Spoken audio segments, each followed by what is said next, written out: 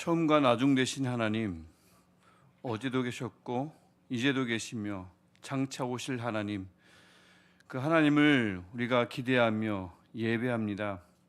하나님이 예배를 받으시며 이 가운데 찾아오셔서 우리에게 말씀해 주시고, 하나님 우리의 마음에 잘 떨어지는 하나님의 말씀이 될 수 있도록 주님 하나님의 성령으로 역사하여 주옵소서. 예수님의 이름으로 기도합니다. 아멘. 우리 찬송가 370장 함께 부르시겠습니다.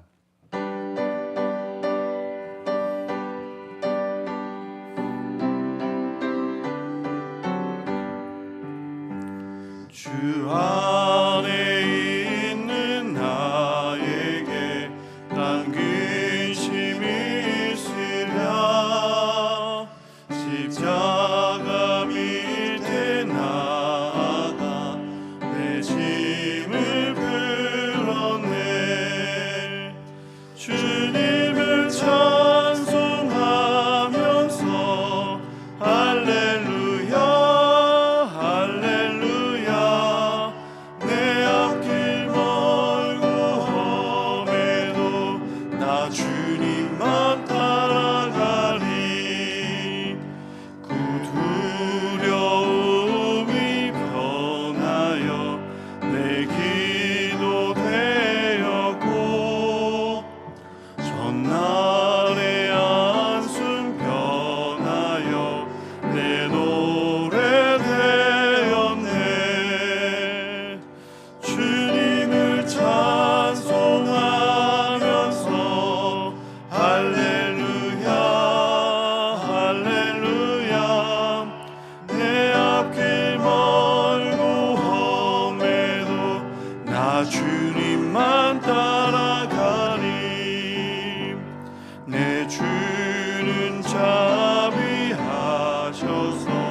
늘 함께 계시고, 내 궁핍함을 하시고 늘 채워주시네.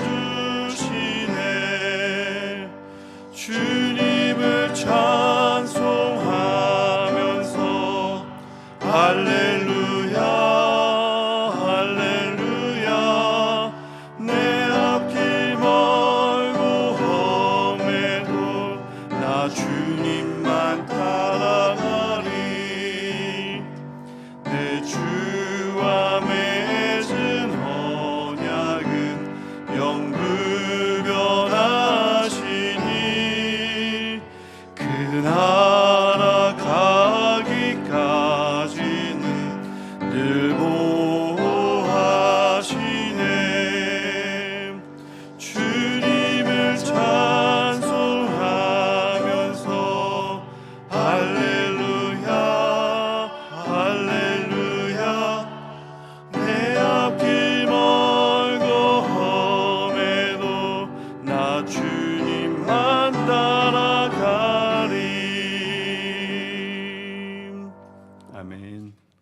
우리가 늘 따라가야 할 하나님, 그 하나님이 오늘 또 우리에게 주신 말씀은 우리가 오늘 함께 볼 요한계시록 5장이지만 요한계시록 5장 12절 한 절을 우리가 한 목소리로 함께 읽겠습니다. 요한계시록 5장 12절.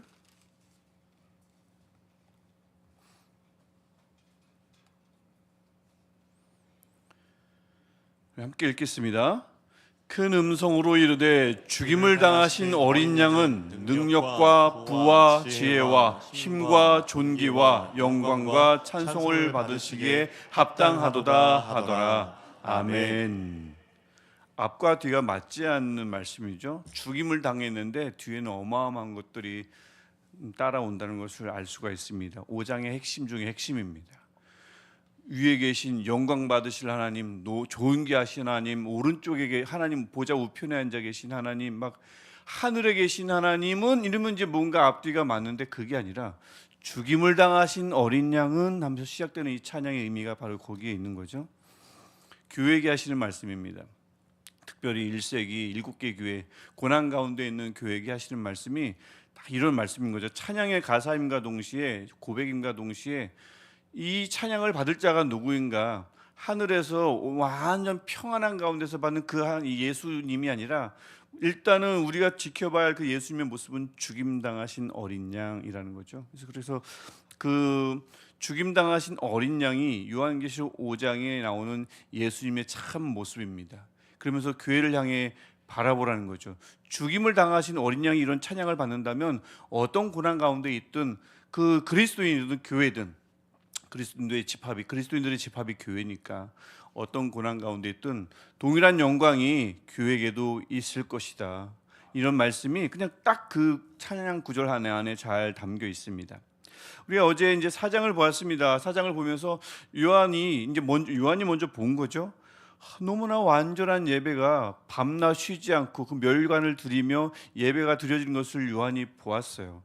요한 마음에 너무 부러웠겠죠. 한없이 부러웠을 겁니다. 또 이 본 것을 적었고 나중에 그 적은 것을 누군가가 교회에 달려가서 읽을 거잖아요. 쫙 읽을 때 3장까지 읽고 막 혼내는 것 같던데 4장을 다 읽어주시는데 이제 성경이 이제 뭐 어떤 편지든 문서가 교회에 전달이 되면 누군가가 앞에 나와서 교회에게 읽는 문화거든요. 당신은 그렇습니다. 막 읽으면 이제 회중들이 계속 듣는 거죠. 듣는데 3장까지 어떤 교회는 만약 라우디 교회가 3장까지 나오는 내용을 들었다 봐요. 막 들었다고 가정해 보면 들었겠죠. 우리 이제 큰일 났다, 죽었다. 그런 마음을 가지면서 3장까지 듣지 않았겠습니까? 라우디아 교회가 3장까지 들으면서. 근데 4장을 딱 펼치면서 읽는데 완전한 예배가 드려지는 겁니다. 그 또 다른 교회도 마찬가지인 거고 수신자들이 그걸 이제 듣게 되죠. 들으면 이 4장의 예배가 그것을 직접 본 환상으로 본 요한뿐만 아니라 듣게 된 교회들도 참 부러웠을 거예요. 그러면서 라오디게아 교회 또 많은 교회들이 회개해야 하는구나. 막 회개하겠죠. 회개하면서도 이 4장의 잔상이 계속 남았을 거예요. 막 마음이 아프면서도 우리는 언제쯤 이 땅에서 이렇게 고난받고 있는 우리 교회는 언제쯤 이런 4장에 나오는 밤낮 쉬지 않고 예배를 드려도 피곤할 줄 모르는, 시간 가는 줄 모르는 예배를 언제쯤 드릴 수 있을까? 내 것을 다 드려도 아깝지 않은 그 예배를 우리는 언제쯤 드릴 수 있을까? 나는 여전히 많은 것들이 아깝고 나는 여전히 그 시간을 다 드리면서 예배하기가 어려운데 말입니다. 바쁘기도 하고 탄압받기도 하고 하니까 어렵죠. 이 상황 가운데서 5장이 또 요한의 눈에 펼쳐지고 또 나중에 교회들에게 이걸 읽혀집니다. 교회들에게 읽혀지는데 거기에 대한 대답이 되는 거죠. 어떻게 하면 이런 예배가 우리에게 가능한가? 4장이 우리에게 1세기 교회에게 또 요한의 마음속에 질문을 던진다면 5장이 이렇게다라고 이제 말씀하는 장이겠습니다. 4장과 5장은 서로 맞물려 있는, 이렇게 누군가는 이렇게 표현을 해요. 얘가 4장이면 얘가 5장. 이렇게 있다가 탁 펼치면 4장과 5장, 그러니까 4장이 물으면 5장이 답하는, 마치 그런 구도다라고 이렇게 말하는 분들도 있습니다. 이 5장을 펼치시면 우리가 이제 이 본문은 잘 아시겠지만 보좌에 앉으시니 하나님이 계신데 가만히 보니 오른손에 뭐가 들었습니다. 들고 계십니다. 뭐죠? 두루마리를 들고 계십니다. 두루마리를 들고 계신데 오른손에 들고 계셔가지고 권능의 손 오른손에 들고 계시니 그 두루마리를 아무도 펼칠 자가 없겠죠. 근데 얼마나 궁금하겠어요. 저게 뭘까? 두루마리 안에는 분명히 내용이 담겼을 텐데 안팎의 내용이 막 적혀 있다고 했는데 잘 안 보인단 말입니다. 펼치고 싶지만 오른손에 있으니 펼칠 수가 없어요. 그 두루마리면 과연 뭘까? 하나님의 말씀은 아닙니다. 하나님의 말씀은 이미 계시가 됐고 말씀은 원래 숨겨진 것보다는 드러내는 것이 목적이므로 이렇게 들고 있을 리가 없어요. 말씀은 이미 많이 선포됐고, 그래서 이 두루마리는 보통 하나님의 총체적인 구원 계획, 특별히 시점을 나눈다면 그 앞에 죽임을 당하신 어린 양이 계시므로 죽임을 당하신 어린 양, 즉 예수님의 십자가 사역 그 전까지가 아니라 그 이후부터, 왜냐하면 이미 예수님은 죽임을 당하셨으므로 시점으로 따진다면 예수를 보내시고 십자가에 달리시고 해서 구원사역이, 십자가에서의 구원사역이 이룬 이후에 하나님은 그 이후의 사람들을 어떻게 구원하실까? 또 구체적으로 말하면 나는 지금 이제 구원을 받았어요. 예수를 믿고 구원을 받았는데 우리 자녀는 어떻게 될까? 나는 구원을 받았는데 내가 지금 기도하고 있는 그 예수를 믿지 않는 그들은 과연 어떻게 하나님이 구원하실까? 이 직접적으로 말하면 이런 구원계획이 담긴 책이 바로 이 하나님의 오른손에 든 두루마리라 할 수 있겠습니다. 얼마나 궁금해요. 나는 예수님의 십자가를 믿고 먼저 이 당시에 나는 이제 예수 그리스도인이 됐는데 이후의 세대들은 어떻게 구원받게 될 것인가? 이후의 세대나 아직 구원받지 못한 내 친구들은, 부모님들은 어떻게 구원받게 될 것인가 궁금하죠? 그런데 이 두루마리가 오른손에 들려 있어서 아무도 빼앗을 수가 없고요. 주시지 않는 이상 누가 그 오른손에 있는 것을 빼앗겠습니까? 오른손에 있는데, 그 다음에 그 두루마리가 뭐로 밀봉이 되어 있습니까? 7개의 인으로 밀봉되어 있습니다. 6개면 불완전하지만 7개 힘으로 완전한 인으로 밀봉되어 있기 때문에 어느 누구도 그것을 열어볼 수가 없어요. 그러니까 요한이 막 크게 울지요. 나중에 막 크게 울면서 이것을 도대체 아내를 보고 싶은데, 듣고 싶은데 전혀 볼 수가 없으니 요한이 막 웁니다. 그 요한의 우는 모습은 바로 우리의 모습과 비슷한 거예요. 주님, 이 신앙을 아내 다음 세대에게 물려주고 싶은데 하나님 어떻게 구원하실 겁니까? 도무지 안 되는데요. 변화의 기미가 보이질 않는데요.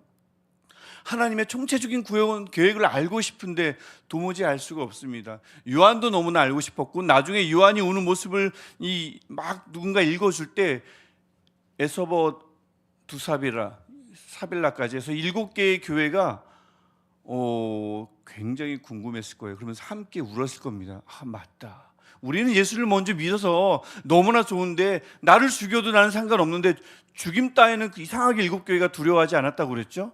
거짓 가르침에 넘어갔지 죽임으로 그들을 휘두를 수가 없었어요. 그런 이들이 도대체 다음 세대는 어떻게 구원이 될 것인가에 대한 안타까움이 있었고, 요한이 울더라라는 구절을 읽을 때 그들도 막 흐느껴 울었을 거예요. 그때 한 장로님이 나타나십니다. 24장로 중에 한 장로님. 24장로는 어제도 말씀드렸지만 완전한 하나님의 백성을 대표하는, 하나님의 교회를 대표하는 집단인 겁니다. 상징인 거예요. 실제 24명이 막 어딘가 있다는 것이 아니고 상징입니다. 마지막에 이루어질 완전한 교회의 모습을 미리 보여준 거예요. 미리 맛보게 하고 나중에 그거구나 알게 하게끔. 된장을 끓여서 미리 맛보았고 상에 내놓으면 내가 아까 맛보았던 된장을 많은 사람들이 다 먹게 되듯이 미리 맛본 그 24장로 완전한 교회의 모습을 먼저 보여주시는 겁니다. 지금은 모르지, 요한 자체도 모르지, 그래서 울지. 하지만 나중 되면 너희는 다 알게 될 거야 라는 것을 24장로의 한 장로가 그것을 누가 열게 될지를 말해줌으로써 알려주는 거예요. 24장로는 그래서 어떤 천사 같은 존재가 아니라 우리가 다 알게 될 것을, 우리가 완전한 교회가 알게 될 것을 미리 맛보게 하는 것입니다. 한 장로님이 나타나서 그에게 이제 알려줍니다. 누구겠어요? 예수 그리스도가 유일한 자격자라고 24장로가 중에 한 명이 알려주는 거죠.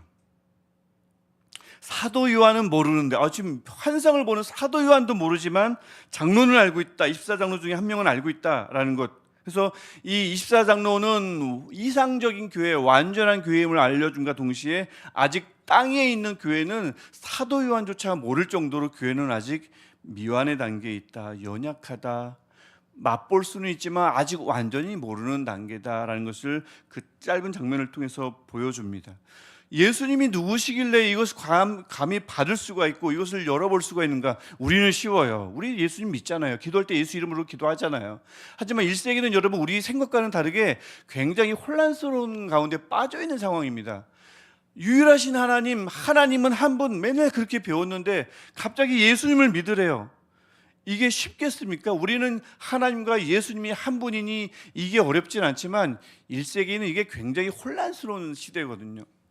이것 때문에 수백 년 동안 싸웁니다. 그래서 예수님이 하나님과 한 분입니다, 예수님의 신성을 막 주장했다가 돌아가시기도 하고 어딜 감히 예수님을 하나님께. 우리는 쉬운 문제가 그 수백 년 동안 쉽지 않았고 특별히 1세기는 쉽지가 않았겠죠. 그런데 오늘 요한계시록이 벌써 얘기합니다. 예수님이 그 구원 계획을 맡을 것이라고. 다음 세대 나 이외의 여러 사람들, 아직 믿지 않은 사람들의 구원 계획을 하나님이 들고 계시고 우리는 너무나 궁금한데 예수께서 그것을 여실 거고 예수께서 그것을 책임지실 것이라고 한 장로를 통해서 교회에게 알려줍니다. 이 말은 요한이 알게 됐다도 되지만 교회여 곧 알게 될 것이면 나중 되면 모든 교회가 완전하게 알게 될 것임을 이 짧은 장면을 통해서 보여줍니다. 그 어린 양은 과연 근데 어떤 어린 양이냐? 아까 서두에 말씀드렸듯이 위대하신 어린 양이라고 표현하지 않고 죽임 당하신 어린 양입니다. 그 6절에 나오는 거죠. 일찍이 죽임을 당한 것 같더라. 그런데 그분이 계신 곳이 어디냐면 어디에 있어요? 내 생물과 장로들 사이에 있습니다. 24장로 사이에 있습니다. 내 생물과 24장로의 주 목적은 뭐냐면 찬양이거든요. 하나님께 영광 돌렸잖아요. 4장에서 내 생물은 밤낮 쉬지 않고 또 24장로는 멸관을 던져서 찬양하는 이런 존재들이었잖아요. 근데 그들 사이에 죽임당하신 어린 양이 서 있다는 것을 볼 때 이분도 하나님께 드렸던 찬양을 받기 합당하신 분임을 동일하게 알려줍니다. 우리는 어쩌면 쉬울 수 있지만 1세기 교회는 큰 깨달음이 있는 말씀이에요. 예수를 믿는 것이 후회될 만한 일들이 아니며 예수를 경배하는 것이 하나님을 경배하는 것과 똑같음을 본문은 1세기에게 알려주고 우리에게도 너무나 당연한 사실을 우리에게 다시 한번 확인시켜주고 있죠. 그러면서 고난당하는 교회에게 말씀하는 겁니다. 그 예수님은, 찬양받기 합당한 예수님은 죽임당하신 분이다. 고난당하는 교회요, 여러분이 찬양할 교회는 고난과 상관없는 예수님이 아니라, 여러분이 찬양할 예수님은 고난과 상관없는 예수님이 아니라 고난당하신, 죽임당하신 예수입니다 라고 말하는 거죠. 고난은 굉장히 중요한 단계이다, 절차이다 라는 것을 교회에게 보여주고 있습니다. 그 죽임당했던 그분이 나중에 보면 이제 보겠지만 6절에 무엇을 갖고 있습니까? 뿔이 자그마치 7개 가지고 있습니다. 뿔을 7개 가지고 있습니다. 눈도 7개의 눈을 갖고 있습니다. 실제가 아닌 겁니다. 일어날 일들을, 또 알아야 될 일을, 깨달아야 할 일들을 상징으로 보여준 거지 정말 그런 모습을 하고 계신 게 아니에요. 뿔 7개면 어떻게 해요? 눈 막 7개 얼굴에 막 달려있으면 어떻게 안 되잖아요. 그건 되지 않습니다. 그래서 7뿔, 뿔은 권능입니다. 권위예요. 능력입니다. 그게 완전하게 7개 가지고 계시므로 죽임당했지만 그분의 권능은 크고도 크시다. 하나님의 권능과 조금도 차이가 없음을 말씀해 주고 있고요. 7눈은 온 땅에 보냄을 받을 7영이다. 7영은 제가 수차례 말씀드리지만 성령이거든요. 그래서 이 예수께서 우리 2, 3장에서 예수께서 교회의 사자에게 말씀하시면 나중에는 그 주어가 바뀌어가지고 꼭 성령이 교회들에게 하시는 말씀을 들을지어다 하는 게 이해가 되는 거죠. 이 성령의 역할은 교회에게 말씀하시는 것인데 늘 예수와 함께 있음을 눈 7개를 통해서 알 수가 있는 겁니다. 그래서 이 성령을 통해 예수께서 늘 말씀하셨음을 알 수 있고, 성령의 기능도 우리가 알 수 있죠. 보좌 앞에 가면 성령이 우리의 길을 밝혀주시고, 예수께 나아가면 예수께서는 온 땅에 보냄을 받은 7영 성령을 지니고 계시므로 예수께서 말씀하시면 성령이 우리에게 말씀하시는구나. 말씀하시는 성령님, 길을 밝혀주시는 성령님이 이 짧은 구절 안에, 몇 장 안에 들어있음을 볼 수가 있습니다. 어쨌든 이 죽임당한 이 어린 양 예수님은 그렇게 완전한 권능과 그 다음에 성령과 늘 함께 일하시는 분이신 것을 본문을 통해서 보여주죠. 그분 앞에 나가면, 그래서 예수 앞에 나가면 죽임당하신 어린 양이지만 그분 앞에 나가면 성령이 말씀하시고요, 그분 앞에 나가면 보좌 앞에 불이 켜져 있는 등불을 우리에게 비춰주십니다. 이게 그냥 그 예수님과 밀접한 관련이 있음을 알 수가 있어요. 보좌 앞에 나가면, 그분 앞에 나가면 다를 바가 없습니다. 성령을 만나게 됨을 이 짧은 구절이 알려주고 있습니다. 그래서 정말 그분이 정말 그렇게 하나님의 온전한 구원 계획을 펼치신 분일지를 7절과 8절에서 알려주는데, 그 예수님이 하나님의 오른손에 있는 두루마리를 받습니다. 아무도 접근할 수 없었던 그 위험 있는 오른손에 있는 두루마리를 예수님이 받고요, 그 다음에 인을 하나씩 떼는 장면이 이제 이후에 나오죠.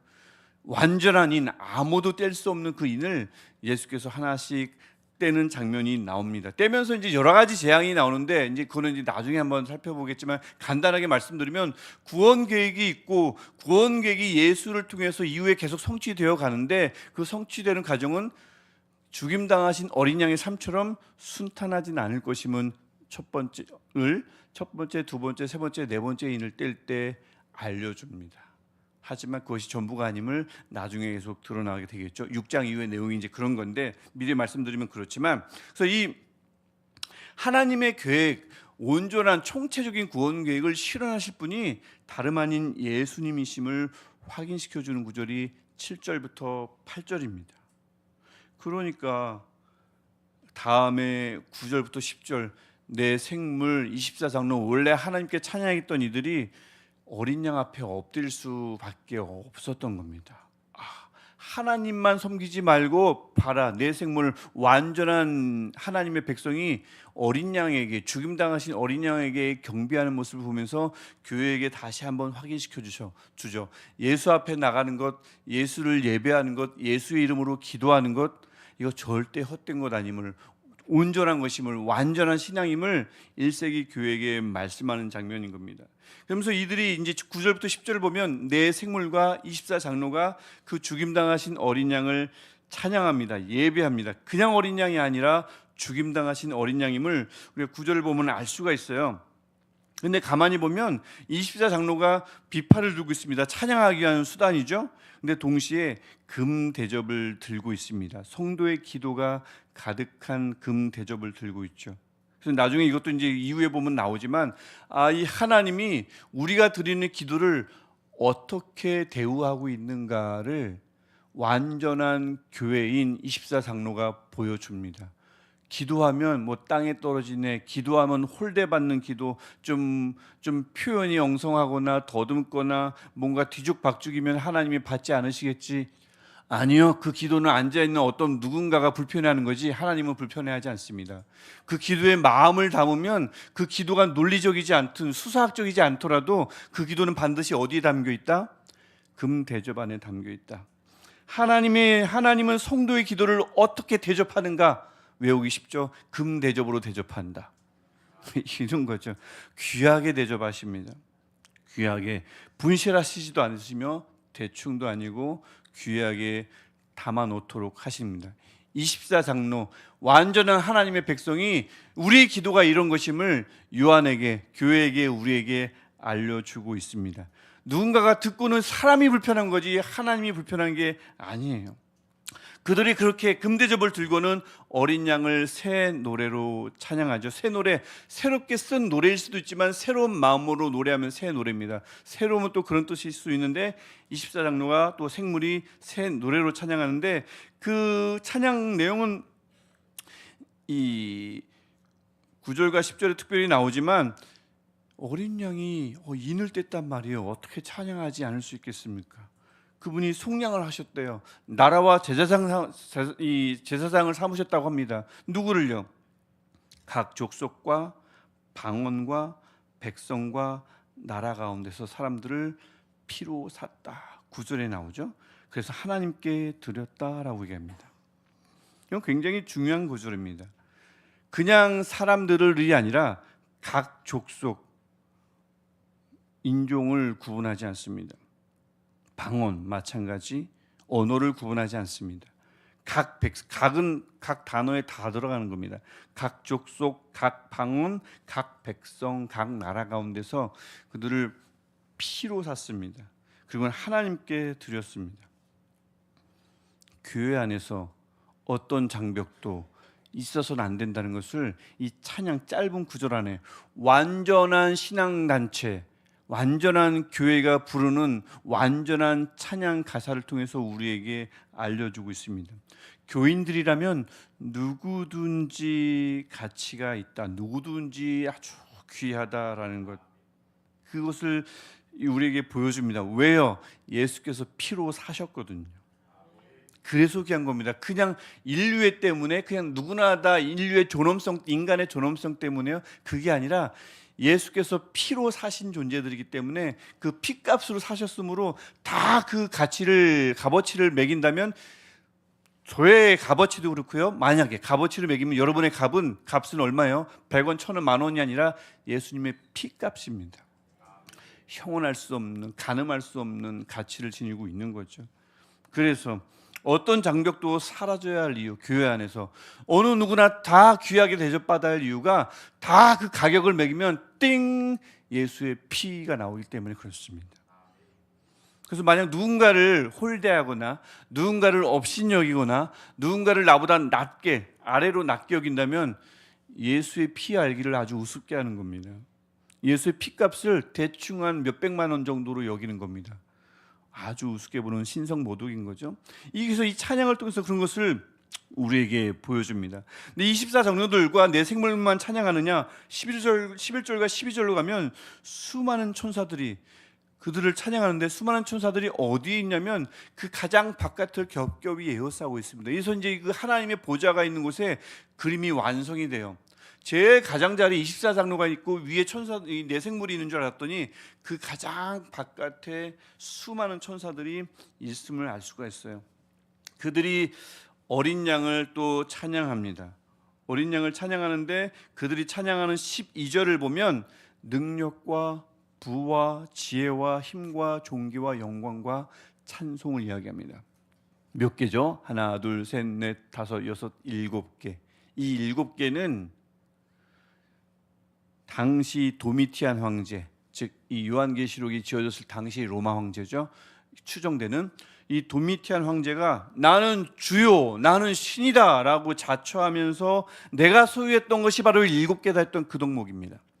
나는 능력이 있으며 부가 있으며 지혜가 있으며 힘과 존귀가 있으며 영광과 찬송받을 자다라고 하는 이 덕목을 고스란히 하나님께 노래합니다. 아니, 죽임당하신 어린 양께 노래합니다. 수많은 천사들이. 그래서 이 근원이 진정한 주인이 누구임을 다시 한번 로마 황제 하에서 어쩌면 두려움에 떨 수 있는 많은 사람들에게 이야기하죠. 그리고 13절과 14절 보면 모든 만물이 어린 양을 찬양합니다. 모든 피조물이 어린 양을 찬양한다. 여기서 이 찬양의 범위가 예배자의 범위가 확대된다는 것이 일단 눈에 확 들어오는 장면입니다.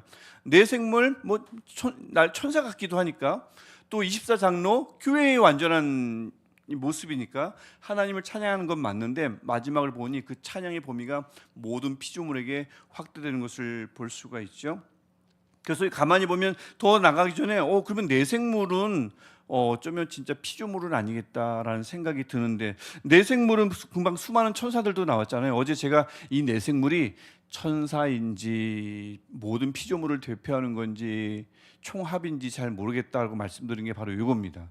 생물도 나오는데 천사도 구분이 되고 그 다음에 뭐예요? 이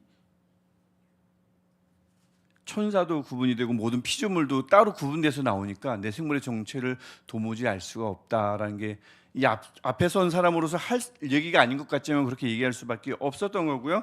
그래서 이 찬양이 어린 양에게 죽임당하신 어린 양에게 막 집중되는 모습이 5장에 펼쳐짐으로써 교회에게 말씀하는 거죠. 깜깜하다 할지라도 신앙의 전수든 구원이든 이후의 교회의 모습이든 미래든 깜깜하다 하겠지만 죽임당하신 어린 양이 죽음이야말로 어둠인데 죽임당하신 어린 양이 어둠으로부터 예수 하나님의 손을 통해 죽음으로부터 일어나죠. 그랬으므로 그 어린 양이 가만히 교회를 두지 않고 구원 계획을 계속 감춰지는 상태로 두지 않고 그분이 그것을 열어 나가실 것임을 이 찬양을 통해서 5장 전체를 통해서 우리에게 보여주고 있습니다. 그러면서 예배 환상이 종료가 딱 되는 거예요. 그래서 5장은 그런 거죠. 누구든지 내가 염려하는 그들, 내가 늘 걱정하는 그들, 이들의 구원은 어떻게 될 것인가? 염려하지 말라고 합니다.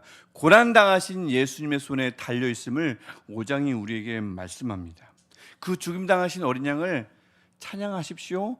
죽임당하신 어린 양의 능력을 의지하십시오. 그것을 5장이 우리에게 말씀합니다. 나머지는 예수께서 하십니다. 예수께서 하십니다. 왜냐하면 그분에게 가진 능력과 부와 지혜와 권세와 존귀와 영광과 찬송이 있기 때문에 그렇습니다.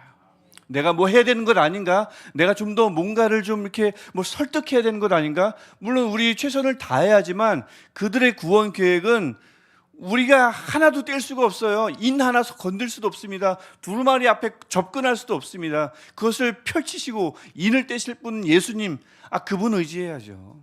그분 믿어야죠. 5장은 먼저 일단 그것을 보여줍니다. 동시에 그분은 그 한 명 한 명을 구원할 때 그냥 사는 것이 아니라 한 명 한 명을 구원할 때 그분의 피값으로 사실 겁니다. 귀하게 사실 겁니다. 가장 높은 가격으로 한 명 한 귀한 영혼들을 사실 거예요. 이것을 믿음과 동시에 그래서 하나님 예수 그리스도의 피값으로 산 존재들, 또 사게 될 존재들을 귀하게 여길 줄 알아야 함을 5장은 우리에게 암시하고 있습니다. 또한 그 일로 인해서 모든 만물이 결국 찬양할 것임을 13절과 14절이 보여주잖아요. 계산이 됩니까? 정말 모든 만물이 하나님을 찬양하게 될까요? 저는 잘 계산이 안 되는데요. 이게 이렇게 돼가지고 정말 이 세상의 회복은 될 것인가? 정말 하나님이 오시는 날, 예수님이 다시 오시는 날은 모든 게 어둠 가운데 있어가지고 완전히 타락한 상태에서 그게 종말인 거고 회복의 기미가 전혀 보이지 않는 상태, 그때야 예수님이 오시는 건가? 그 다음에 회복시켜 주신 건가? 아니면 혹시 이 땅은 그럼 그냥 계속 하락세를 걸어야 되는 것인가? 반등하면 안 되는가? 바닥을 치고 다시 올라가면 안 되겠습니까? 빨간 선이 아니라 파란 선으로 좀 바뀌면 안 되겠습니까? 이 주식을 안 하셔가지고 잘 모르시나 봐요. 우리 생각이 그런데, 계산하면 그런데 그렇지 않다고 13절과 14절 모든 만물이 하나님을 찬양할 날이 올 것임을 오늘 5장은 우리에게 분명히 보여줍니다. 그 맛을 우리가 눈을 뜨고 보면 맛보기 미리 볼 수 있음을 알 수 있다고 또 본문은 우리에게 말해주고 있어요. 그래서 거기에 대해서 내생물이 그것을 보고 어떻게 합니까? 우리가 읽지는 않았지만 마지막 절에 14절에서 그럴 리가요 합니까? 모든 만물이 찬양하는 모습을 보고 내생물이 뭐라고 해요? 아멘. 그럴 것입니다. 내생물이 그들의 찬양에 대해서 아멘으로 화답합니다. 모든 만물이, 모든 피조물이 하나님을 찬양하겠습니까? 아멘. 이게 내생물의 고백이자 우리의 고백인 거예요. 아무도 하나님을 섬기지 않을 거예요. 우리 자녀는 가망이 없어요. 그는 죽을 때까지, 그 사람은 예수를 믿을 사람이 아니에요. 하나님을 찬양할 리가요. 아니요. 13절 14절이 말합니다. 그렇지 않다고 말합니다. 아멘인 거죠. 그리고는 도저히 상상할 수 없는 일들이 일어날 수 있음을 그들에게 보여주면서 고난받는 교회요, 너희들도 마찬가지임을 1세기 교회에게 말하고 있습니다. 지금 고난받고 있지만, 다양한 고난을 받고 있겠지만 1세기는 박해였고요. 제가 한번 얘기했지만 우리는 박해받는 존재들이 아니잖아요. 지금도 예수 믿는다고 막 밥 안 주거나 막 나가라고 하거나 옷을 입지 한 겨울에 막 밖으로 막 쫓아내는 가족이 있습니까? 친구들이 있습니까? 제가 딱 중학교 때만 하더라도 그런 간증들을 많이 들었어요. 예배 드리다가 누가 문을 팍 차고 들어와가지고 머리끄댕이를 잡고, 물론 남편이 아내겠죠. 아내가 남편을 그렇게 하기가 쉽지 않잖아요. 남편이 아내 머리끄댕이를 잡고 나갔더라, 문을 박차고 나갔더라, 이런 간증을 굉장히 많이 들었는데 나중에 그 남편이 장로가 됐네, 툭하면 듣는 그 간증이었던 것 같아요. 그런 박해가 옛날에 제가 중학교 때면 와우, 지금 아주 오래전입니다. 근데 지금은 그런 박해를 당하진 않지 않습니까? 그럼 우리가 받는 고난은 어떤 고난일까요? 뜻하지 않은 상처, 아픔, 그것도 고난일 수 있고, 또 도무지 내려놓을 수 없는데 내려놓으라고 말하는 여러 가지 욕심들, 걱정들. 본문을 펼치면, 예배를 드리면, 오늘 찬양도 했지만, 우리 찬송도 했지만, 주 안에 있는 나에게 난 근심이 있어요, 이렇게 예? 고난이죠. 성경은, 찬송은 하지 말라고, 두려워하지 말라고, 여러분 성경에서 가장 많이 나오는 명령어가 두려워하지 말랍니다. 하지만 계속 두렵잖아요. 걱정되잖아요. 이 고난이죠. 안 되거든요. 이게 고난인 거죠. 1세기는 박해라면 우리는 그 정도를, 진리를 따라가는 것이 잘 쉽지 않을 때 고난인 거죠. 자녀를 보면 걱정되고, 가정을 보면 걱정되고, 교회를 보면 걱정되고. 근데 수시로 하나님은, 예수님은 두려워하지 말라, 염려하지 말라, 걱정하지 말라, 샬롬 하는데 벗어난 삶을 사니 이것도 고난인 거죠. 그렇게 다양한 고난받는 교회, 그래서 온전하지 않은 교회, 어떤 교회가 서무나 빌라델비아라고 온전했겠습니까? 완전했겠습니까? 그건 아니거든요. 그 교회를 향해서 5장이 이야기합니다. 죽임당하신 어린 양에게 능력이 있듯이 고난당하는 교회여 동일한 능력이 부어질 것이다. 해야 할 일이 딱 하나 있다면 죽임당하신 어린 양을 의지하는 것이다 라고 다시 요한계시록 5장이 교회에게 또 우리에게 말씀하고 있는 거지요. 우리가 이제 요한계시록 5장까지 전체를 다 읽었습니다. 1장부터 5장까지 또 다 읽었죠. 여러 가지 많은 내용들을 좀 제가 볼 때는 하필이면 한파가 몰려온 주간에 좀 무리하게 한 게 아닌가. 저도 태어나서 처음으로 새벽에 50분 넘는 이야기를 강단에서 한 것 같아요. 새벽에 단 한 번도 그런 적이 없거든요. 무리를 했나라는 생각이 가만히 이 반성을 하면서 반추를 하면서 생각해 보기도 했습니다. 또 그만큼 내용이 많았습니다. 이것을 어떻게 압축하면 좋을까? 마지막 시간이니까 한 주간 수고 많으셨습니다. 너무 추웠는데 말입니다. 오늘 좀 풀렸죠? 영하 6도. 이렇게 압축하면 될 것 같아요. 요한계시록 1장부터 5장의 말씀을 우리가 말씀으로 세움이라는 주제로 특별 새벽기도회를 갖고 있으므로 말씀에 집중해서 말입니다. 제가 한번 기도 제목으로 나눴던 문구입니다. 우리가 말씀을 지키면 말씀이 우리를 지킵니다. 우리가 말씀의 권위를 세우면 말씀의 권위가 우리를 세웁니다. 그래서 각 교회가 우리가 오늘도 앞으로도 해야 할 일이 있다면 다른 소리 아닌 교회는 성령이 하시는 말씀에 귀를 기울일지어다. 다른 말씀이 아니라 성령이 하시는 말씀, 예수께 있던 그 7영, 그 말씀에 귀를 기울이는 우리가 되어야겠습니다. 그 마음으로 늘 기울이면서 무엇 하나 더 해야겠습니까? 기다려야죠. 자녀답게 장차 오실 이 하나님, 알파와 오메가 되신 하나님, 처음과 나중 되신 하나님, 시간의 처음과 끝이 되실 그 하나님을 장차 오실 일을 기다리는 우리여야겠습니다. 그래야 자녀죠. 그래야 그 부모의 아들, 딸입니다. 오늘 말씀으로 세움 특별 새벽기도에 좀 많은 내용들이 같이 공유가 되는 바람에 어쩌면 좀 버거울 수 있었겠지만 이렇게 말씀 중심으로 1장부터 5장을 압축시킬 수 있을 것 같습니다. 말씀 별것 아니지만 말씀을 지키면 말씀이 우리를 지킵니다. 말씀 별것 아니지만 말씀의 권위를 세우면 말씀의 권위가 우리를 세웁니다. 그 말씀은 성령을 통해서 옵니다. 들어야 합니다. 그 성령을 통해서 듣는 자들은 절대 함부로 살지 않고 듣는 자들은 장차 오실 일을 늘 생각합니다. 늘 마음에 둡니다. 오늘도 기다릴 겁니다. 내일도 기다릴 겁니다. 오셨을 때 가장 먼저 달려갈걸요. 오셨을 때 오시기 전에 이미 우리는 감지하고 있을걸요. 그날이 도적같이 임하지만 껴있는 자는 그날이 절대 도적같이 임하지 않을 것이라고 데살로니가전서 5장 4절도 말씀하듯이 성령이 하시는 말씀으로 늘 듣는 이들은 그분이 오실 때 미리 알 줄 믿습니다. 여유 있게 맞이할 줄 믿습니다. 담대하게 맞이할 줄 믿습니다. 그 앞에서 착하고 충성되다 칭찬받을 줄 믿습니다. 우리 마음 가지고 같이 기도하면서 한 주간의 특별 새벽기도회를 마무리했으면 좋겠습니다. 주님, 오늘 5절에 있는 말씀처럼 구원 계획이 누구에게요? 죽임당하신 어린 양에게 있습니다. 염려하지 마세요. 그분이 핏값으로 사실 거예요. 그거 신뢰하면 됩니다. 모든 만물이 이를 뭔지 알고 찬양했어요. 앞으로 찬양하게 될 겁니다. 상상할 수 없죠? 하지만 일어날 일들입니다.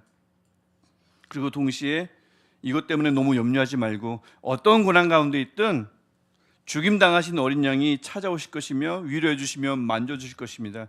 그분 의지하시길 바라고 마지막에 나눴던 이야기들, 주님 말씀 지키며 살게 하옵소서. 내가 말씀을 지켰더니 말씀이 나를 지키는 은혜를 보게 하옵소서. 내가 말씀의 권위를 세웠더니 말씀의 권위가 나를 세우는 것을 보게 하옵소서. 그 말씀이 성령을 통해서 날마다 내게 들려주시고 그 말씀을 들으니 다시 오실 예수님이 더 내게 세워지고 나의 삶은 그저 하루하루 사는 삶이 아니라 기다리는 삶 되게 하옵소서. 우리 마음 가지고 할렐루야로 하나님께 기도하겠습니다. 금대접에 담길 것입니다. 기도하겠습니다. 할렐루야. 하나님 찬양합니다. 주님